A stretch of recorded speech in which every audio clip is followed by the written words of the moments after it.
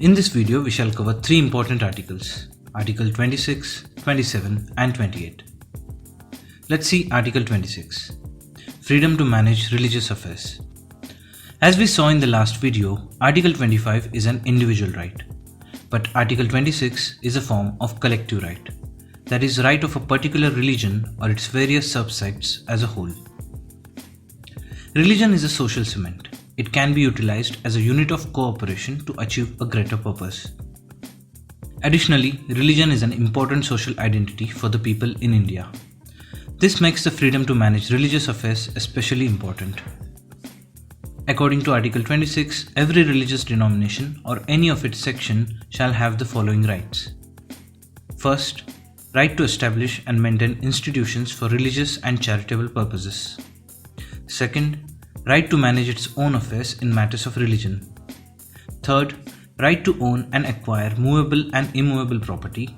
And fourth, right to administer such property in accordance with the law. Now, rights under Article 26 are also subject to some reasonable restrictions. These include public order, morality, and health, but not subject to other provisions relating to fundamental rights. We saw that Article 25 can be restricted subject to other provisions relating to fundamental rights, but Article 26 specifically mentions the opposite. So what does this mean? If exercise of the individual right under Article 25 comes in conflict with someone's other fundamental rights, then reasonable restriction can be imposed. But this is not available against the collective right under Article 26. Now let's see who can be called as a religious denomination. Is there a criteria for it? The Supreme Court held that a religious denomination must satisfy three conditions.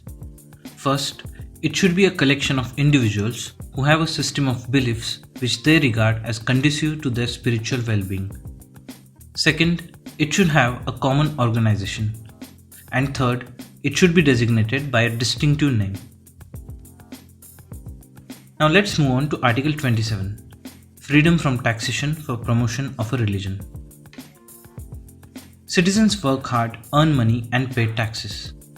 The state uses this revenue for the protection of the country, law and order, and for public welfare.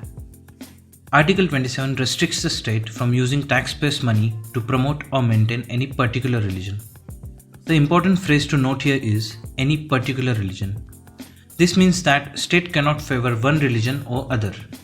If it wants to spend taxpayers' money on religion, then it must do so for all religions alike and not for any particular religion. So this indirectly is a freedom of an individual to not pay any religious tax. In the Mughal era, non-Muslims were compelled to pay jizya and all subjects had to pay zakat, a religious tax.